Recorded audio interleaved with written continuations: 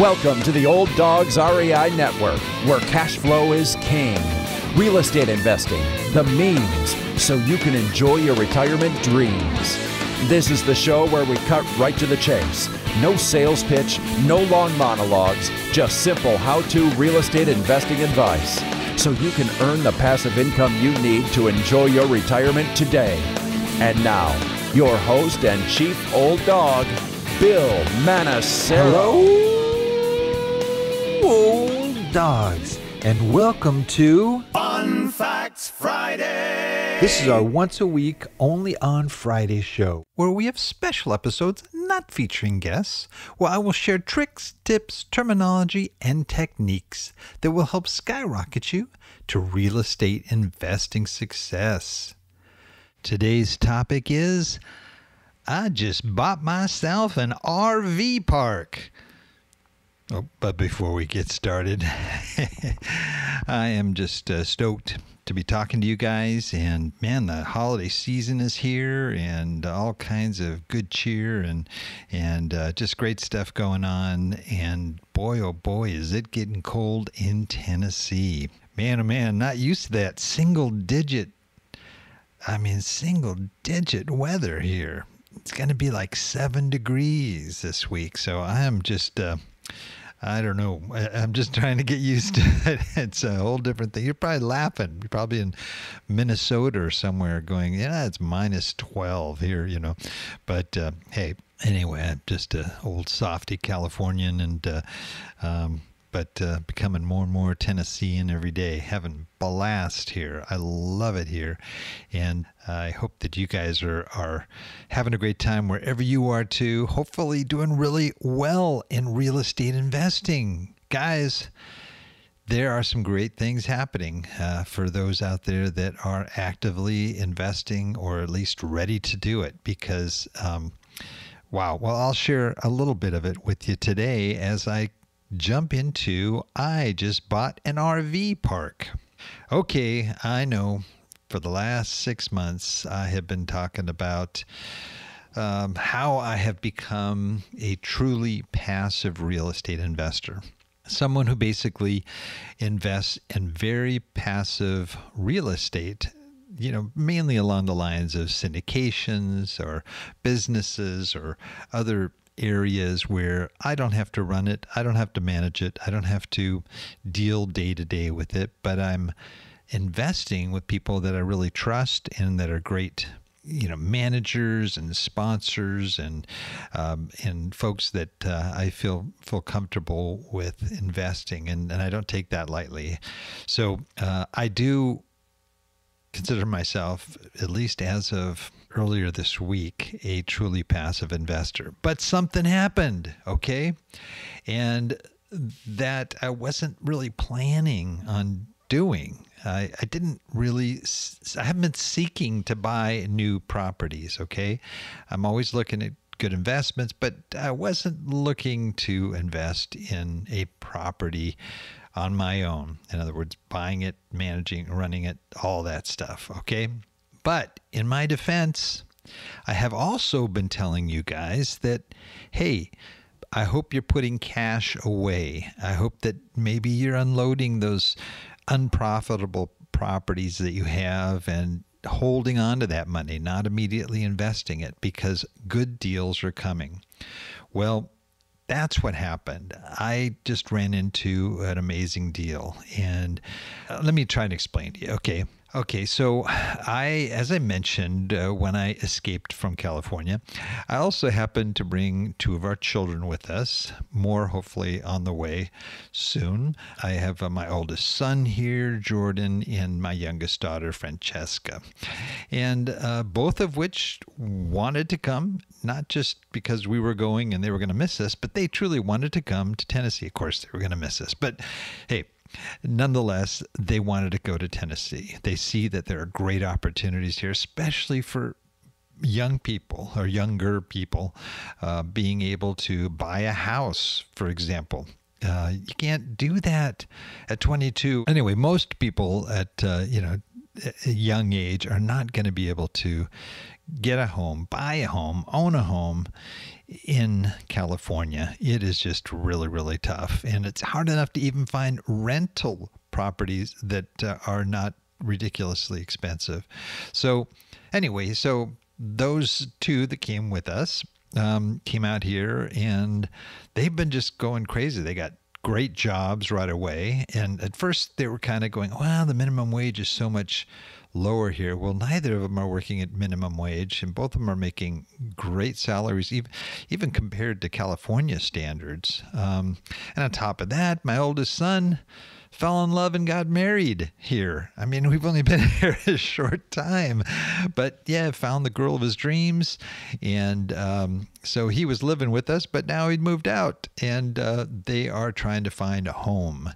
And so I have been out there looking for a place for them, trying to help them out while they're working real hard, so I could, they could send properties to me and I could contact the agent, check on them, and do that kind of stuff. And so I'm looking around and I stumble across this property, which was very interesting. Now, my son was saying he really wanted acreage. If he could get 10 acres, great. 5, he'd be happy. But, he wanted to get some acreage. And I understand that, definitely. So anyway, so I found this property that I just stumbled across. It's more than 11 and a half acres. Okay, so it's pretty good size.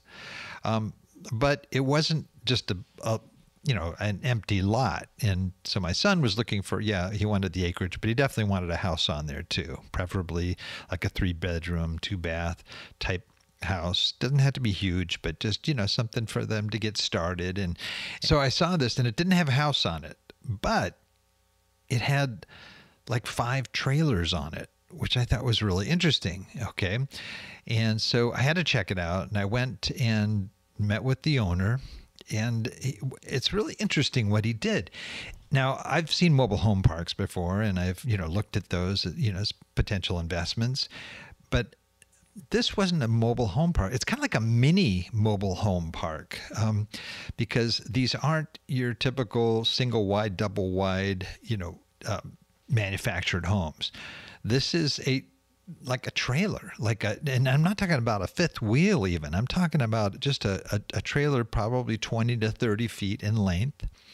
And what he's done is he brought them in there. He made pads for them, wired electric, septic, water, all the basic stuff, just like you would for a regular mobile home park.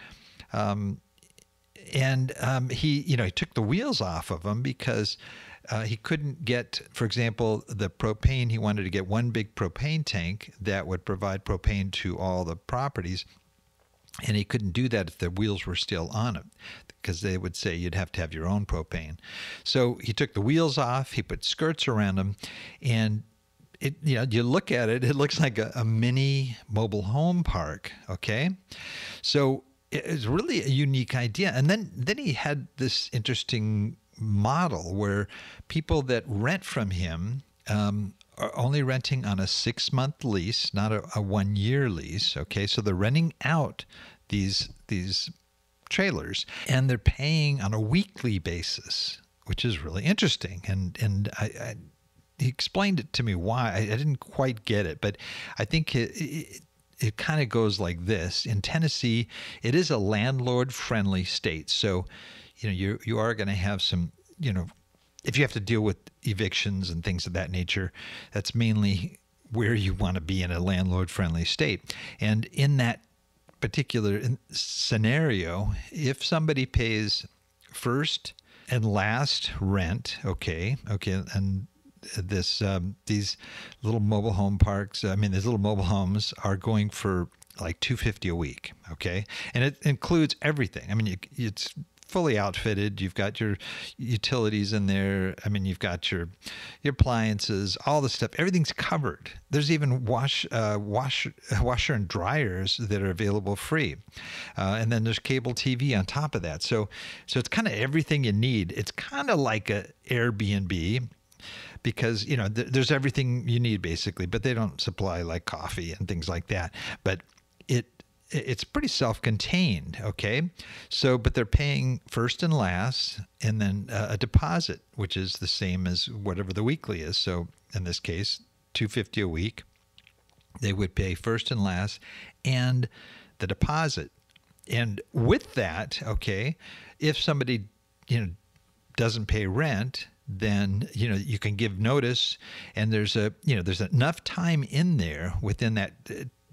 Okay, you're kind of covered. If let's say they don't pay week 1, you've still got that last month rent you've already taken in, plus the deposit, another $250. So you basically have 2 weeks of rent.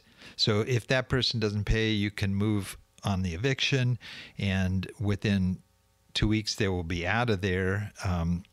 Again, if you're going through the regular cycle here and on evictions, and then you can have somebody else in. So it's kind of an interesting model. I've never seen anything like this. Similar to, kind of it's not like an Airbnb by any means, but it is kind of short term. I'd say it's more medium term rental, and but you don't have to, like with an Airbnb, you've got to buy the furniture, you've got to get the appliances, you have to decorate, you have to have sheets and towels and all this other stuff. You don't have to do any of this. It's all there because it's a trailer. They're self-contained, right? And they're already hooked up to electricity, water, propane, septic. You don't have to put that in their name because or they don't have to put it in their name because it's included in the rent. So anyway, this model just really interested me, and I kept talking to the guy and asking him about it and how he'd put this together. So I asked him, how much he was selling it for. When he told me, I said, "What?" I was just like blown away that it was so inexpensive. Not only is it a fair amount of acreage, but you've got cash flow. You've got these 5 trailers on the property that are generating, I'd mentioned already, $1,000 a month, so that's $5,000. And the property itself was selling for only $215,000. So, I mean, if you look at it, if you're looking at buying rental properties, a lot of times we have this thing called the 1% rule, right? That the rent should be equal to 1% of the purchase price, looking at an annual basis. Well, this is like 3%. And it's also, if you look at it, you're generating $60,000 a year on these rentals. You're basically looking at 30% ROI, meaning that in 3 years you will have paid off this property, which includes, again, these trailers. So I was like blown away with this, and I told my son, I said, this is like a great opportunity. You guys could live in one of the trailers, or you could sort of bring your own in, or even build a little house on the property. And they kind of liked the idea, but then they're also newlyweds, and they're and I understand totally, that it's kind of like you're looking for the white picket fence and the yard and kids, not necessarily people coming over saying, hey, my refrigerator doesn't work or whatever, so they didn't quite, this wasn't right for them. But I'm looking at it, I'm going, this is an amazing deal. I said, even if I just pick this thing up and turn it around, I could probably sell it for, a lot more than he sold it for. And it was funny because I initially made an offer to him, and he turned it down. Not only did he turn it down, but he took it off market.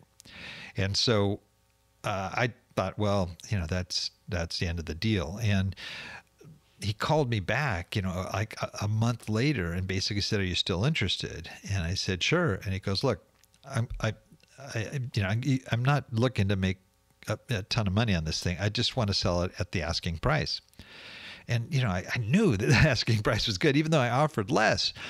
I said, "Okay, you got a deal." And so I said, pending, inspections and all the things that we had to do, basically on the due diligence side. So that's kind of what happened here. As I started getting into it, I've started sharing it with some of my other kids, and especially some that are already planning to come out. They were really excited about it. And so they still may get involved. And that's my hope, is I want to do this for them. If they don't, we'll probably have to find people and train them to manage the park, because we really don't want to be there all the time. Because this is sort of what we're looking at. There's all this land, and the trailers only sit on maybe 1/5 of the land. So there's some undeveloped area that's uncleared, that's got trees, but there's still plenty of land that has been cleared. And so we were looking at, and we're in the process of at this point looking at various other cash flowing types of things that can happen there, including Airbnbs, including adding more trailers like he has done, or maybe just putting the pads in so that people can bring their own trailer, and all we have to do is supply the electricity, the water, and preferably the sewer as well. But we're looking at tiny houses, and we're also looking at glamping, with called glamorous camping, where you might have a yurt, or you might have a nice tent that's maybe made out of canvas that has a king size bed in it, and it's all decked out and whatever. But it's for people that like to camp, but don't want the discomfort. And so, and glamping is like really hot right now. And so I'm looking at the area and I go, well, what's here? Is there anything near it? And so I started looking around. I found out 10 minutes away, there's a national park with incredible, fishing.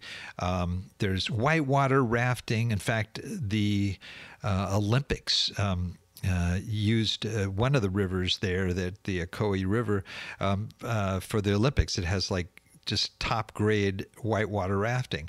And then there's just all these other things. There's train rides, and there's a glider airport. All this stuff is within a short period of space. And I'm looking at this and I was thinking, gee, at first I thought, well, there's not really anything attraction there, even though we're even considering putting a pond in, or maybe a small lake or something like that.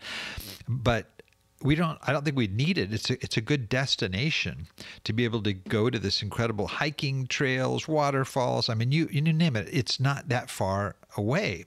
I started, when I first started getting into this, I'm going, okay, well, is this a good investment? I knew nothing about RV parks. So I started doing my research, and I found out that the market size of a campground and RV park sector, the sector itself in the U.S., is about, in 2001, it was $6 billion, or $6.38 billion in 2021. And then that was up from $5.93 billion in 2020. Okay, and at the end of this year, we'll know for sure, but it already looks like it's going to be around the 7.0 something billion in 2022. So, okay, this is a growing sector, a seriously growing sector. And then you look at, okay, who are the people that are using these RVs? And I find out that 10,000 baby boomers. Of course, I've mentioned this before, as we've been in senior housing. 10,000 baby boomers are turning 65 every day, and plenty of them are selling their big paid-for homes, buying RVs, and either traveling around the country and or just becoming mobile and checking out things and traveling around the U.S. and wherever their wheels will take them. I'm beginning to see that, as I'm meeting people in Tennessee, I'm running into a lot of these people, and a lot of them have the fifth wheels, the big trailers. They've got washer dryers, they've got heaters, air conditioners, they've got all. They're decked out, these really nice trailers. So the boomers are definitely getting into this. But then I find out too that the millennials in their 20s and 30s, okay, they're taking to RV travel as well, and are seeing it as a way to bond families together and to get out of the rat race. And I've had a number on my show even that that are doing RVs as well that have become financially independent, and they've achieved this through real estate investing. So they've got this great income that's coming in, this cash flow income, and they've got this RV, and they're just traveling anywhere they can. I mean, they're either digital nomads, which we've talked about a fair amount on our show, couples with young children, singles who just want to travel and hike and climb rocks and do cool things around the country. And so I'm looking at this and going, this is amazing. And then here's the other part of it, and this is a pretty big element, is in recession, which we are in, and it could be getting more intense. People are going to be experiencing hard times, job and income loss, possible foreclosures, and more. So these people, if we look at past recessions, they may sell their homes. They may sell their home or move into a rental.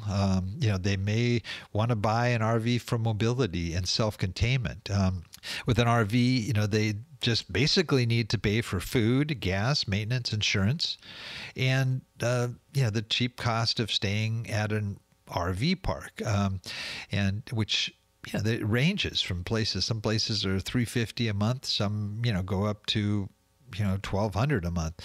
It just depends on the amenities and things like that. I think that there are those some that are just going to go on the road, and there's others that are maybe going to get the RV so they can start scouting out the country and trying to find a great place to live where it might be more affordable, and buy a house there. They may, there's just a lot of different scenarios that can happen there. But during a recession, RV sales do go up.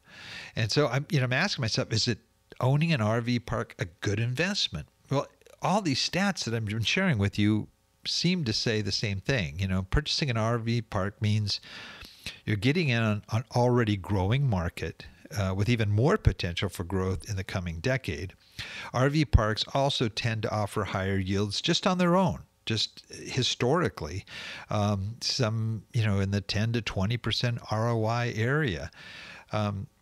So for myself, I'm saying, okay, well, what, I thought I was going to be a passive investor here.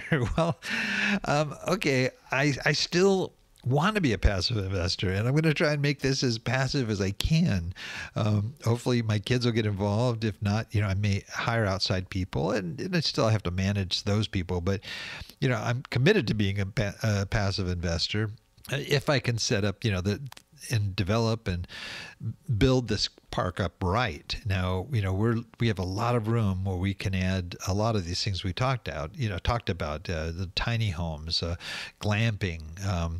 We could, even have like little animal areas like a petting zoo, and there's room for a swimming pool, and there's all kinds of room for things that we could put into this. And it will require some on-site people eventually. Right now it doesn't. Well, we're close enough that we can drive over to this park and if there's anything that's needed.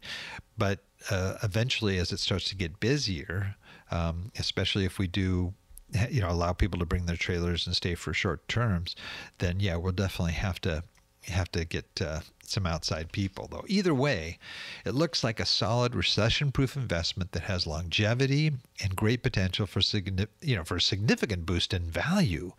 Now, if I can get more cash flow income going on this thing, its value is going to go up significantly. And and I know some of you are probably sitting there going, okay, great, Bill, found this great deal. Don't, rub it in. And look, I'm saying that what I just discovered was a niche that I didn't really know much about. I know a fair amount about mobile home parks. I know about Airbnb, a little bit about glamping and stuff like that. But I just didn't realize that it was what, this hot area. And so, the good news is that every day, the biological clock is advancing, and most of these RV parks, there's some that are kind of franchises, and so with COAs and so forth, but most of them are owned by mom and pops. And and that, that these are people that are, that are maybe like our age or my age, and that have these, and as they get older and older, they're going to be more motivated to probably sell. They may, they may have health issues, or they just not being able to kind of keep up with the pace and so forth. And since they probably don't have any debt, because these places are relatively inexpensive to get up and started, they could be extremely aggressive on price, or you could get extremely aggressive on the price, and they may want to carry financing, because they like the cash flow. That was the reason they get it in the first place. So if you can provide cash flow by paying off the property directly to them, and sort of avoiding the bank, that might be a good attractive incentive as well.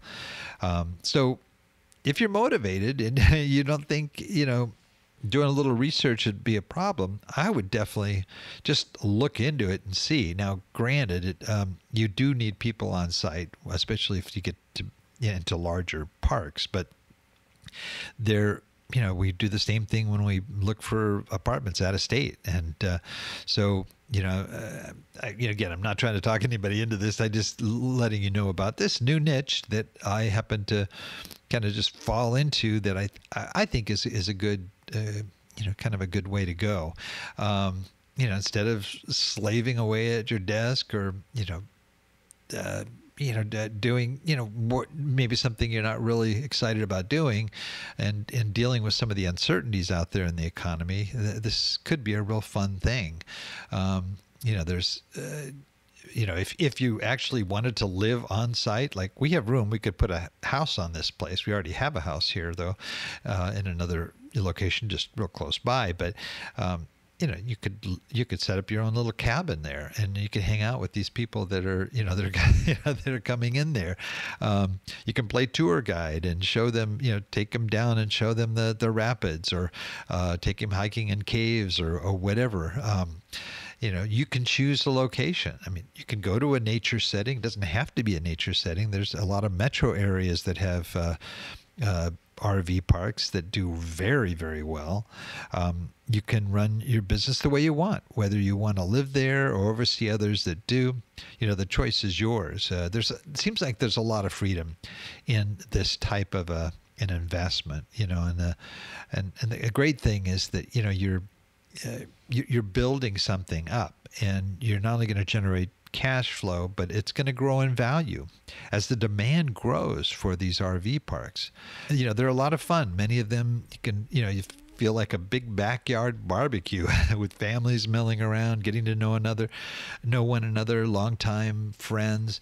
We stayed in one recently, and for this big week-long event we were at, and it was so much fun. It was so good to see kids running around, playing in nature, instead of glued to their video games or their phones. I mean, they're just out being kids, and it's a really exciting thing. I don't know, maybe I'm just over the top here on it, but they tend to be low maintenance, especially if it's just a pad that somebody's bringing their trailer to. And it's good to have amenities, or maybe a little store there, something you can sell supplies for people, firewood or whatever. But generally low maintenance if you don't get into too many outside things. If you have a lot of like Airbnbs there, that's a high maintenance. But if you do like this guy did, where these smaller trailers, it's relatively low maintenance. On average, an RV park will yield, like I said, anywhere from 10 to 20%. I'd say that's, among the highest yielding right now in real estate.